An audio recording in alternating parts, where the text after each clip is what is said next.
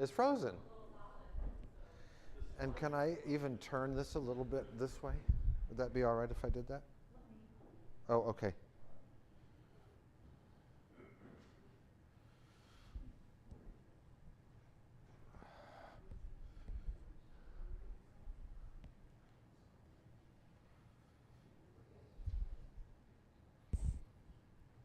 Yeah.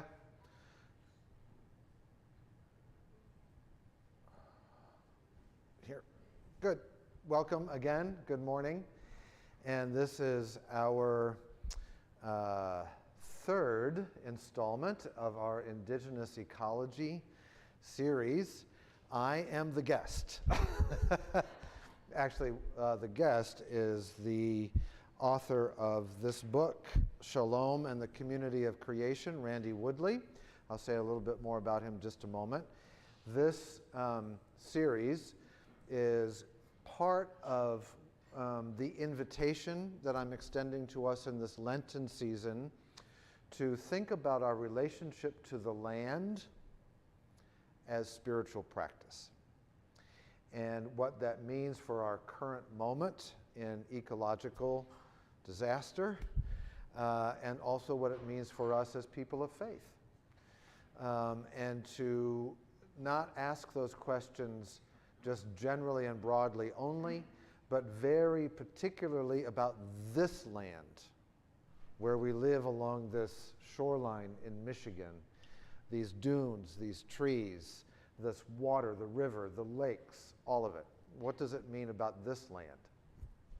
And so, as we've been doing during this season and in our liturgy materials and leaflets, we begin with a land acknowledgement. So I'm going to do that again this morning.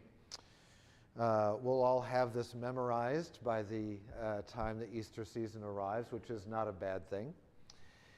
Over 500 years ago, the Potawatomi, Ojibwe, and Odawa nations migrated from the Atlantic seaboard to this Great Lakes region. All Saints Parish, this campus, occupies unceded land of the Pokagon Band of the Potawatomi, who were unwillingly removed from this land. Many of them suffered and died during that forced migration along what is known as the Potawatomi Trail of Death, which I can hardly say without crying. We grieve this injustice, and especially during this Lenten season, we seek appropriate avenues toward reconciliation and healing. I was so moved last week when Kelly Church was here with us, and she talked about her people migrating from the Atlantic seaboard. And I also found it funny, I heard a couple of you laugh too, I think, when she said, well, you know, since this nation, well, hasn't been here for very long, the United States, right? Which is true compared to what is more than a 500-year history of the indigenous peoples here along the Great Lakes region. It's, the United States hasn't been here for very long. I'm going to just here's my plan for this morning and our time together. I want to just make a few sort of framing remarks, some observations about Woodley and Christian theology and the land, just briefly, some notes about that, and then invite your own responses to the chapter that I invited you to read from his book, if you had a chance to look at it, and also to invite you to bring in any insights from Kelly Church's presentation last week, or from Shirley Brocker's presentation the first week in this series, and to see if we can start braiding some sweetgrass, weaving these things together for these themes. So in terms of just a couple of opening remarks, and there's another systematic theologian sitting right here, so I will make sure that David keeps me honest as I talk about these things. But one of the things just to notice is we're coming up on Holy Week in just a couple of weeks. we'll be hearing in our liturgy texts and in the lessons from the Bible and so on, lots of material around salvation. Like, what does it mean to be saved? It's actually kind of an open question in many ways. From what do we need saving? For what do we need saving? What is salvation about, and what is it for? And what does the Jesus story have to do with that? One of the big aha moments for me in working in systematic theology about that question is this. And to take another step back just a little bit, as you may know, in systematic theology, the word system is intentional. There is a tradition in the history of Christian theology of organizing Christian ideas and doctrines and teachings in a certain way that make from them a system. So all the pieces sort of interlock like gears and gadgets. If you adjust one of them, some would say you have to adjust the others because they all kind of work together as a system. So one of the questions I would always pose to my students, and then it affects the way that I think too, is, well, how do things like the doctrine of creation and the doctrine of salvation fit together? What does it mean to talk about God as the creator as well as God as the savior? What do these have to do with each other? And one important insight that I had from feminist theologian Carter Hayward, whose work I really appreciate very much, is the way that the doctrine of salvation got separated from the doctrine of creation. She's not the only one to have this insight, but it was fairly new at the time that she brought it forward. And what she was trying to suggest is creation has become, in God's creation, has become in the modern West kind of props. It's like the backdrop, the stage, on which the divine and human drama plays out. But it doesn't really play any kind of role. It's just back there. We're on stage, we've got props.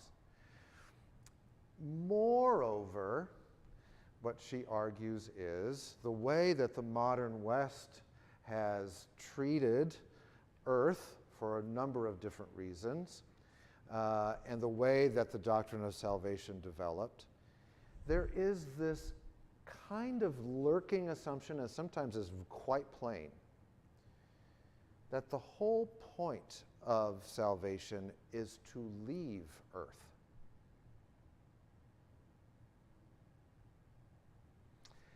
The way that I put this is Christian faith becomes an escape hatch.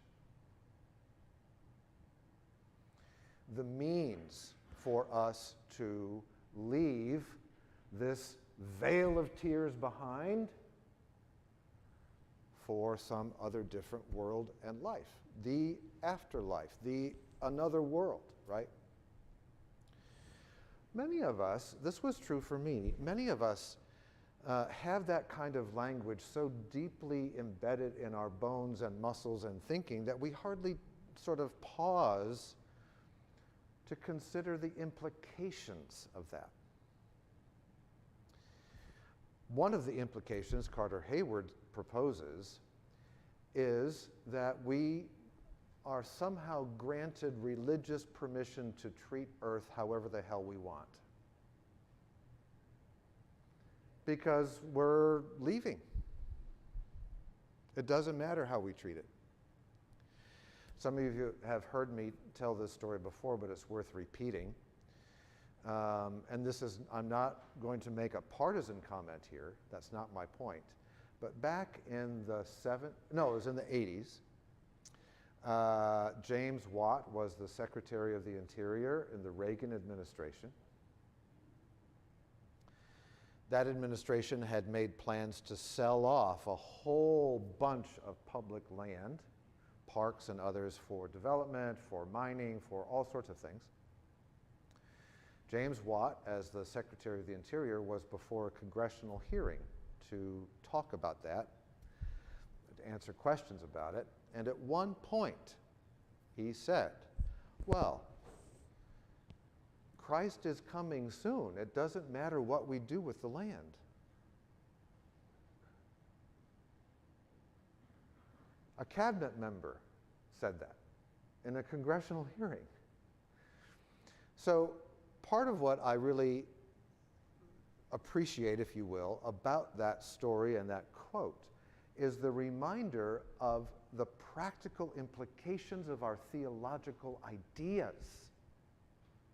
These ideas matter for how we live and what we think we're doing. So I will not go on at great length about this except to say one of Carter Hayward's great proposals is it is now time for us to weave together the doctrines of creation and salvation, and to suppose that what we mean by these doctrines in Christian faith is not that there was a plan A and now there's a plan B. That's also how I grew up, by the way, right? So God's creation was plan A, and I'll try not to use too salty language here, though it's very tempting for me to do so. And then we screwed it up, right? We messed it up. So then God has to send Jesus, and his plan B, it's a rescue mission, and we're swooped away. And what Carter Hayward says is, no, and in fact, that has done untold damage to Earth and to our relationship to Earth and to our ecological systems. What I also love about Hayward is that she doesn't then just abandon Christian faith. She says we've got the resources in the history of these ideas for a much more robust way of living on Earth as people who are embedded in Earth's ecosystems and called to care for Earth. We've got those ideas and resources right in our own traditions. And that leads me then to Randy Woodley, whose work I really appreciate. He's a Christian, a theologian, and also recognized by the Kiwuta, I believe it is, band of the Cherokee Nation as belonging to the Cherokee. And his book, Shalom and the Community of Creation, is very similar to Carter Hayward's point, and even more so, I would say. Woodley, rather than creation as backdrop, it's foreground. We are thoroughly embedded in God's creation in Earth. And the whole point is to be working with God in caring for God's creation for its thriving and flourishing. I will stop there with this one quote that wasn't in the chapter that I invited us to read. It's in the introduction, but it's really great as a way to frame this, and then I'll open this up. He starts in the introduction with a quote from Walter Brueggemann, who's a wonderful Old Testament scholar, just an amazing, I would also call him an activist. He's just an amazing person. Here's the quote that Woodley uses from Brueggemann. The central vision of world history in the Bible. That's an amazing sentence beginner right there, right? This better be good. Right, you're going to start a sentence that way. The central vision of world history in the Bible is that all of creation is one. Every creature in community with every other, living in harmony and security toward the joy and well-being of every other creature. And Brueggemann is arguing that this is the central vision of world history in the Bible, which is not how I grew up, by the way.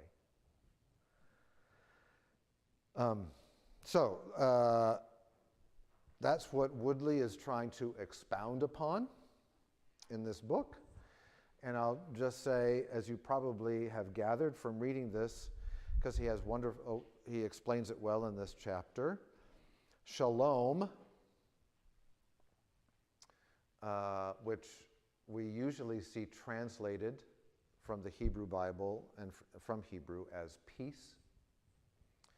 Peace is a far too weak a word, really. I love peace, but shalom is a much richer, deeper concept, and Woodley is proposing that what it means from an indigenous perspective is what he calls the harmony way. That we are, when all creatures are living together in deep collaboration and in harmony with each other, that is shalom.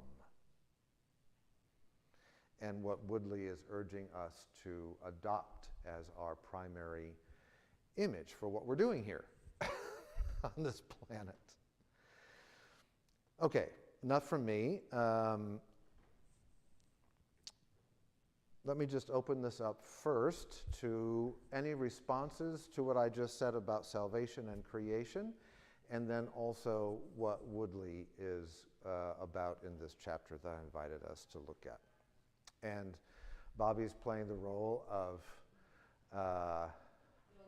that one, yes, Phil Donahue again with, and it has mostly to do, as a reminder, those of us who might be joining us via live stream, it's very helpful to use that microphone because it's plugged directly into that stream so people at home can hear you. So let me just open this up to responses to either my comments or to the Woodley chapter, and questions or objections or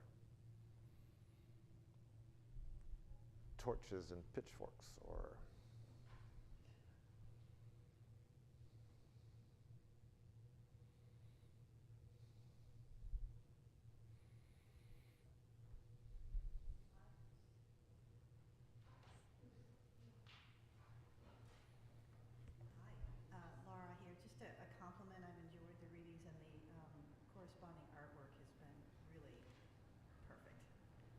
oh, good.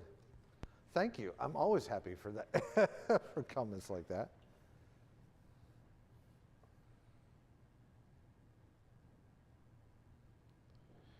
I will also say on the insert in the liturgy leaflet for today, I've got, first of all, if you're curious about what Randy Woodley looks like, his photo's on there.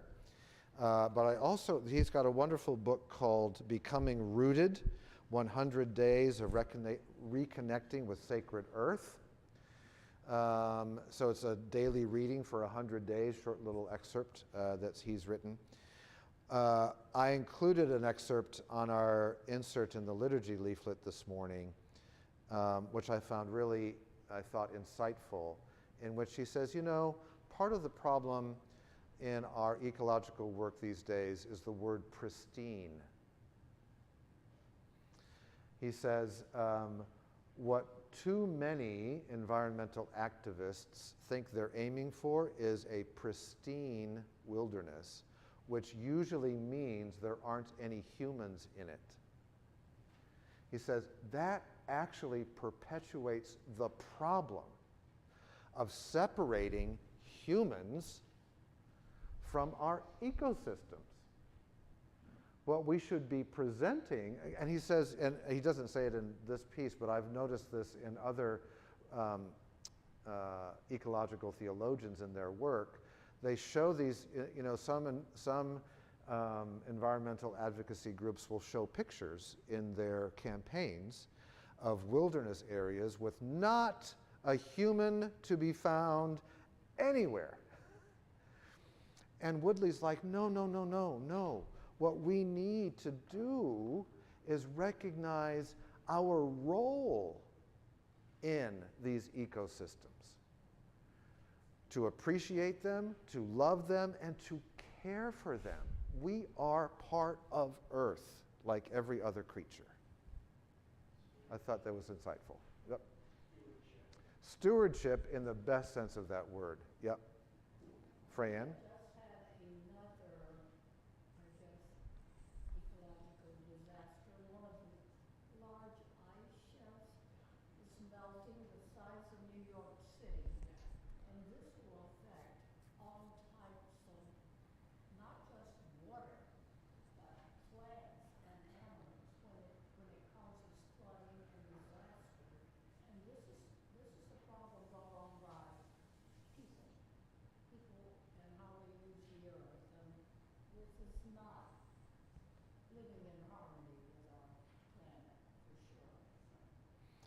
That was an Antarctic ice shelf, I think. I just saw that in the news. Is that right? Yep, that is collapsing or in the process of. Laura, again, back there, Bobby. Laura, again. It did. I appreciate that concept, but I think it's been unproven that we just have trouble coexisting.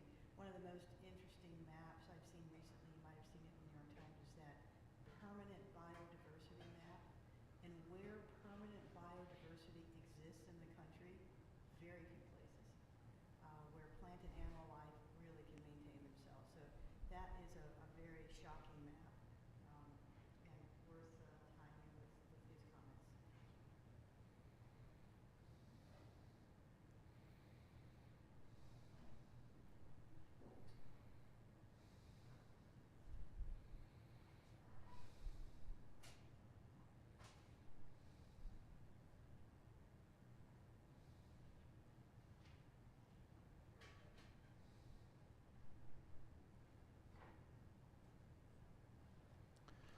A couple of other things I'll point out that I appreciated from this chapter, which may prime your pump a little bit. And also feel free to bring in some things you'd like to remember and share about our last two speakers, Shirley Brocker and Kelly Church. One of the things Woodley says, which I found very interesting too, on page 43 in the chapter, he says, we participate in the continuation of creation. Creation is not done. Creation is ongoing, and so we participate in this ongoing divine act of creation by doing and manifesting good in the world. He starts this chapter by saying the writer in Genesis declares creation good. So this is the standard. It's the baseline. Goodness is. And we then participate in the ongoing work of God's creation by manifesting that goodness in the world in any number of different ways. And I really love that he said that he brings up reconciliation in that regard in this chapter. And he basically says that's what we Indigenous people mean by harmony. And this morning in the scripture texts assigned for today, we have a letter from Paul. It's actually, I love the First Nations version of that. So it's the second letter from small man to the village of pleasure. So it's Paul to the Corinthians. But in that reading that we have this morning, it's where Paul talks about in Christ, God was reconciling the world to God's self and has given us the ministry of reconciliation. Replace the word reconciliation in all of that with the word harmony, and you've got what Woodley's talking about.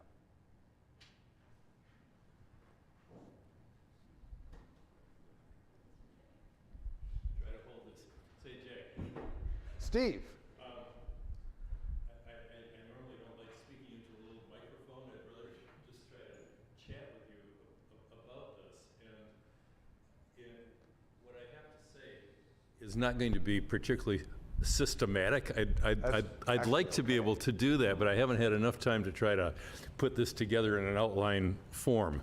But, you know, certainly what you were saying earlier, you know, how you were raised up and how virtually everything within our systematic theology ultimately is based on humanity's need for salvation, and which then tends to become the individual's need for salvation.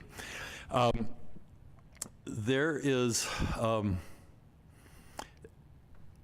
a book that I did not read the entirety of it, but I just came across it maybe about a month and a half ago. It was written by the guy who I think was the head of the Harvard Divinity School in the 1960s. Last name is Richardson. And David and you may be familiar with Richardson. I don't remember his first name, but he wrote an interesting book that I think is called Towards an American Theology. Oh, interesting. And basically, what he is developing within this book has to do very much with the idea of shalom and the Sabbath. And he takes a lot of his guidance, or a lot of his general thinking about this, out from, actually from Jonathan Edwards and the Puritans, and their high respect for the Sabbath, whether one considers the Sabbath or Sunday or whatever, and combines the idea of the fact that we are currently, after creation, we are now living in the Sabbath day. And that Sabbath day that he develops, again, out of a lot of early Puritan Jonathan Edwards type of theology, is basically a day for harmonization and harmony within the whole creation. And in Richardson's book, one of the things that he says, which I found extraordinarily interesting and powerful and something I had never thought about, was as he dealt with the idea of salvation. And his concept was that when we tend to think of Jesus, of course, being, you know, with substitutionary atonement or penal substitution or whatever atonement theory one wants to deal with. But what he is suggesting is that just maybe the idea of God in Christ arriving on the earth scene was not primarily for the salvation of individuals. What it really was, yes, salvation or not necessarily needed, but was accomplished as sort of a secondary type of thing of Christ, of God coming to the world as Christ. And that nice little corollary benefit. And it was precisely. Yeah. It was a corollary benefit. Yes, this was accomplished, but this was not the primary reason for God in Christ's advent. It was something that was, in a sense, already planned. And so it kind of does away from all that supralapsarian and infralapsarian I was just going to say that. kind of systematic thinking that I, as a good Calvinist, grew up with thinking about. And it, interesting, kind of fits with Jonathan Edwards as being a postmillennialist, you know, and sort of seeing... Holy cow, Steve, how long are we going to be here this morning? Well, I don't know, that's what I'm saying. Because this is so, I love all of these ideas, they're so important. Well, they are to me too, and also the other thing that just comes into this whole thing, which, again, as a born Calvinist, you know, it has everything to do with the necessity of so-called original sin. And it's sort of like, well, that being developed because of the need for understanding of Christ coming as the as the sacrificial lamb. So that's kind of a whole garbled stuff, flow of thought thing, but that is one of the things that really came to my mind when I was trying to quickly skim through the reading this morning before I arrived here. I was thinking that the whole idea of harmony and Sabbath and shalom really fitting together in a picture that that honestly I'd never thought of before a couple of months ago. So. Well, Steve, thank you. And so much in what you said. It is not an exaggeration to say, even though it's going to sound very arcane, but I'll explain. It's not an exaggeration to say, my life changed when I understood the difference between an infra or supralapsarian view of the Incarnation and a prelapsarian view. And people are like, okay, you need to get out more because that is ridiculous. But here's what those terms mean. And it rocked my little evangelical world to a much broader horizon that opens out to the significance of God's creation. That's what, at least for the point for this morning in this series, but beyond that too. Here's the thing about the lapsarian. Lapsarian, of course, means fall. So this is an understanding of the fall of humanity, so-called, in the 3rd chapter of Genesis. This is the plan A, plan B notion of Christian faith. So there's a plan A, God's creation. Humanity sins, there's a fall, so there has to be a plan B. This would be sort of like an infralapsarian view. Inside and because of the fall of humanity, the incarnation has to happen as a rescue mission to save us because we screwed up, right?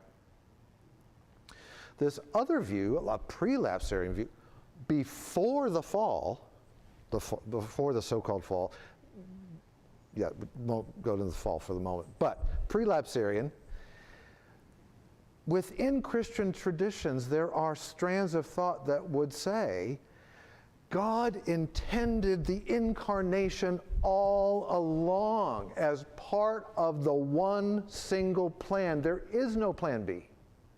There's only plan A. And plan A includes this deep dive of God into God's own creation out of love and delight for it. Honestly, that is not how I grew up. And that's an amazing view of how much God loves what God makes. And therefore sets a different kind of agenda, if you will, for us. For how we live on earth and in this amazing place. This is also known in some circles as deep incarnation. So the idea is that God doesn't just sort of appear on the surface of things, but God is deeply embedded in all of it. Down to the cellular and microscopic level, God is present, which is also mind-blowing. And therefore, as Woodley would say, okay, how then should we live if all of that is the case? I also really appreciated, by the way, that he points out, Woodley does,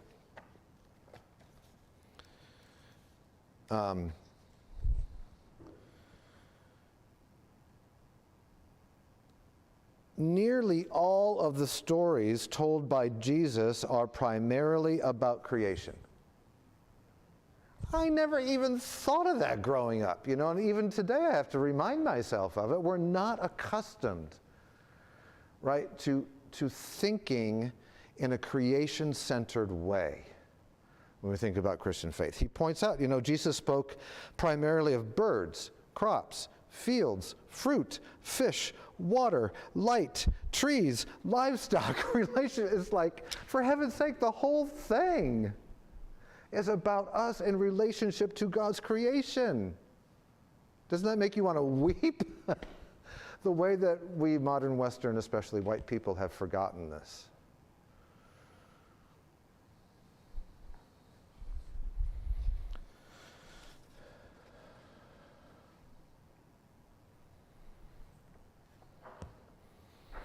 Anything that we want to bring in from Shirley Brocker from a couple of weeks ago, or Kelly Church from last week?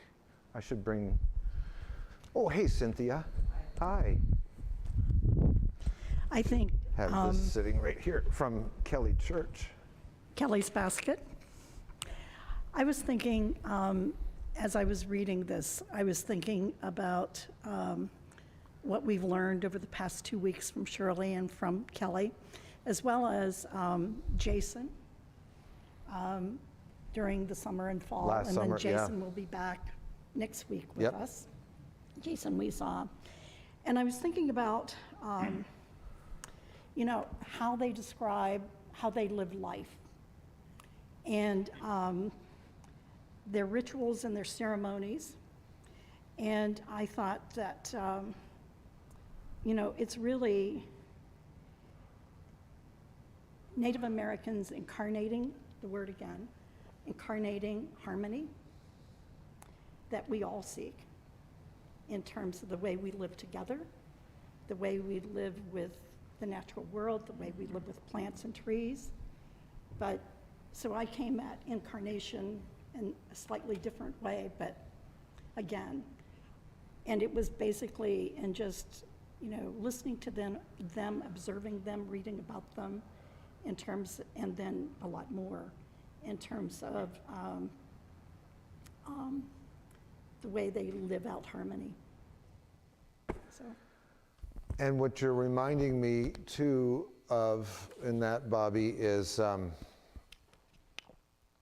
he has a section in here about the way that modern Western society is alienated from the rest of society, rest of creation rather. He sort of gestures toward this, hints at it a little bit, and I'm really convinced of it in my own reading around this over the last few years. I'm really convinced that our alienation and separation from the rest of creation as humans gets manifested in the way we divide up human society by races, ethnicities, classes, genders, sexualities. So it's kind of like, not kind of, I believe it really is at the root of our distress as a human society is our fundamental alienation from the rest of creation. That our work of reconciliation, of restoring harmony, Woodley says, with creation, would also be part of restoring harmony with each other as a human society. And by the way, I'm going to put in a little plug here. I startled poor Judah, my Australian Shepherd dog, with whom I live, because I shouted out when I came to this part in the chapter. I'd forgotten about it. He has a section in here where he talks about church architecture. Yes. And it's on page 51 if you want to look at it, but he says that basically church architecture perpetuates our alienation from creation. Look at us. Yes, it's beautiful in here. And guess what? These windows don't even open. And you can't see the outside. I am not complaining about the beauty of this place, and at the same time, he's right that our very structures in which we worship God keep us separate from the rest of creation, which is why our outdoor sanctuary is so important. As we work on that come May, we're going to try to be outside again under those tents as a way to start healing. It just now is occurring to me that I think maybe framing our time outside as a time of healing our alienation of trying to restore some of that sense of harmony with creation would be a great way for us to be approaching that space. And I think that's really, really important in terms of why it's also so shocking when we bring the outside indoors, Yes.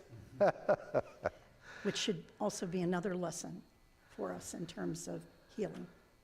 I'm trying to remember. Yes, so there's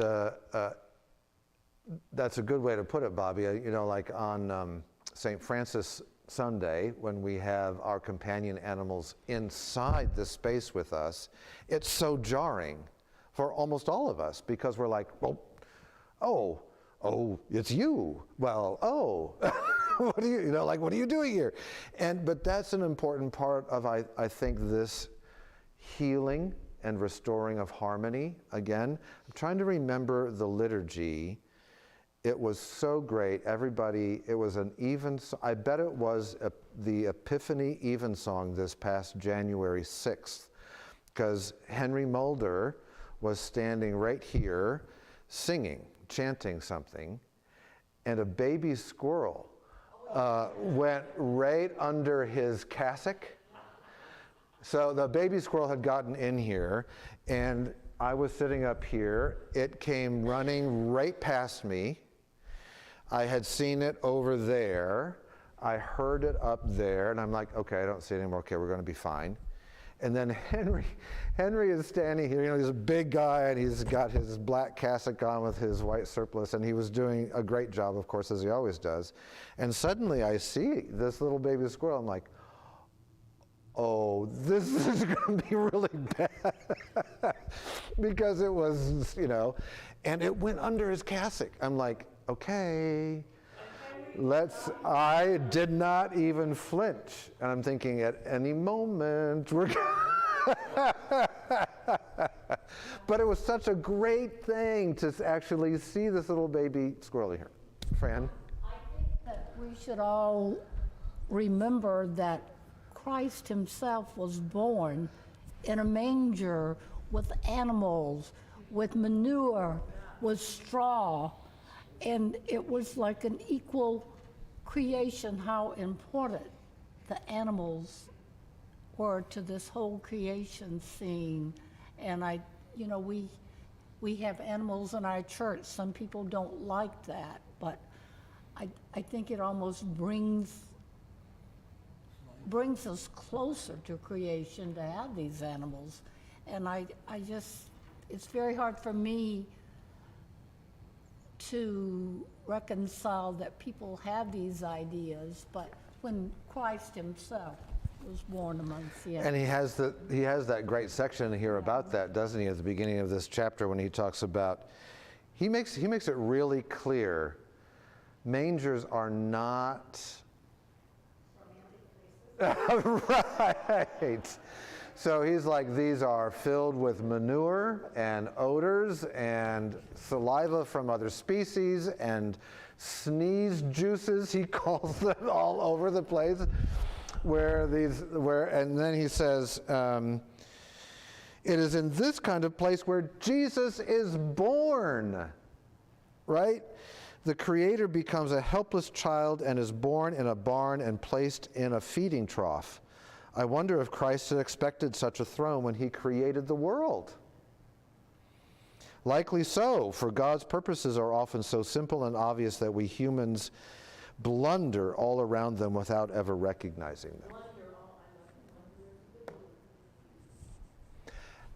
them. Just then, Jay, it's also really revealing to hear his verb. It's Jesus is born rather than Jesus was born. Ah, right. Oh, that's good. Yeah, I like that. Alice, did you have your hand up? I thought you may. Okay.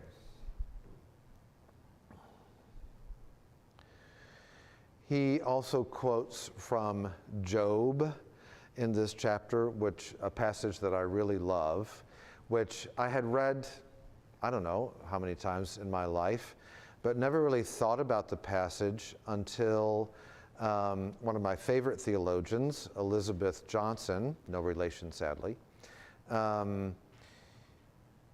gave titled one of her books that I really love she called it Ask the Beasts, is the title of her book. And the subtitle is Darwin and the God of Love. If you really want a great read, first of all, Elizabeth Johnson is one of the most beautiful writers in English of any kind of text I've read in a very, very long time. Just such a beautiful writer. I don't know how she does it. What she does in Ask the Beasts is she does a close reading of Darwin on the Origin of Species next to the Nicene Creed. So she's reading these kind of foundational texts, as she calls them, Darwin as a kind of foundational text for modern evolutionary science, and the Nicene Creed as a kind of foundational text for Christian faith. What can we learn by reading these together? And it's beautiful. But the thing that I loved is that he also quotes from this chapter in Job. If I may, can I just read this to you? Because he quotes from the Amplified Version. I love the Amplified Version, by the way. It's where an editor basically expounds on these phrases to help us really hear what they're saying, which is great. And this is God talking, by the way, to Job. And basically, you all know the story. Job, horrible things happen to him. His friends try to rationally explain why this could have happened to him, right? And his friends, these are not pleasant answers that his friends come up with about why this might have happened to him. And then Job is complaining to God, and God finally says, ask the beasts. Don't ask your friends. So here's the passage. For ask now the animals, and they will teach you that God does not deal with God's creatures according to their character. Ask the birds of the air, and they will tell you. Or speak to the earth with its other forms of life, and it will teach you. And the fish of the sea will declare this truth to you. Who is so blind as to not recognize in all these that good and evil are promiscuously scattered throughout nature and human life, and that it is God's hand which does it, and God's way? In God's hand is the life of every living thing, and the breath of all humankind. Ask the beasts, they will tell you. I love that as a way to say, oh, we have... Okay, mostly modern Western white people have forgotten how to listen and pay attention to the wider world of God's creation. And instead have mostly tried to dominate it, manipulate it, pave it, destroy it.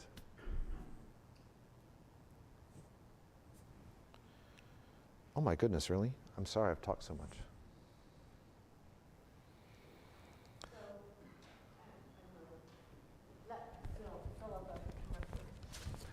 Philip. So, to talk a little bit more about what you said, so therefore people try to find a way to have God. So I have cancer, and either if so I will pray for God to heal me, and if I don't I have cancer because I've been bad, or I can't get healed because God did give us free will, and so therefore we're free to do all kinds of things destructive to the environment, and things like cancer can exist because but I'm not trying to say it's God's will that somebody should get cancer and die, but it is part of the whole creation. And so David always laughs when people say, why me? And he wants to say, well, why not you? For all the energy in creation, there are things that are harmful and things that are beneficial. And we're forgetting, I'm thinking now what I think it was Kelly Church who said this last week, what Indigenous people the world over can teach us are many of the benefits of the wider world of God's creation that we somehow have forgotten as modern Western white people. So the ways that we can be I mean, some of the questions we're not asking is, are increases in rates of cancer related to how we're treating the environment, for example? And are there ways that we could be more in harmony with the world's ecosystems that would not necessarily solve all of our problems, but a lot of them? Connecting with that, and back to your talk about division of people into this. Yes. Right. So Indigenous people, some people are two-spirit, is that what they're called? Two-spirit. Yeah. And they're not, doesn't feel like they're judging anybody for being whoever they are. And some people are one way, and some people are, there are a variety of ways to be, and And they respect all of them. yeah. And there are ways that then communities can live in harmony with the differences rather than dividing people up.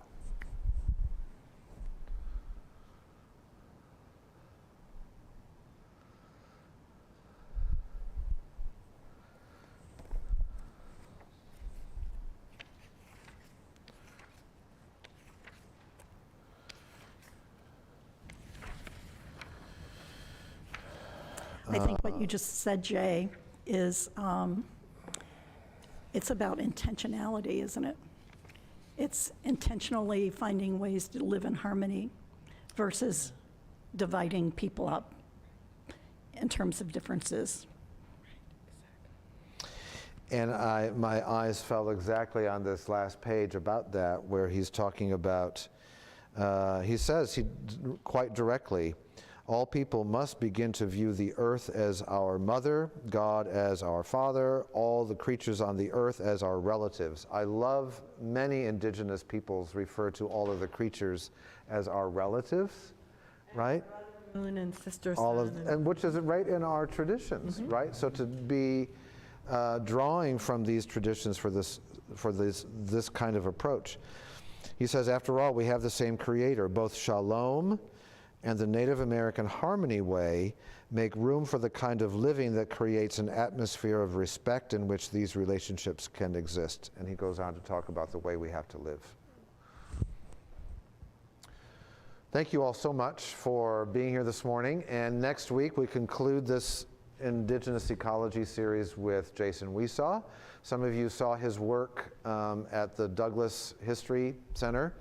And also he was here, as you may recall, last summer with my friends Jim Matulski and Justin Tanis. That was such a great event, and I'm looking forward to Jason being back here with us next week. So also online, stay tuned, you can join us. Also, if you're online, our worship starts in about 15 minutes. So join us, and thank you.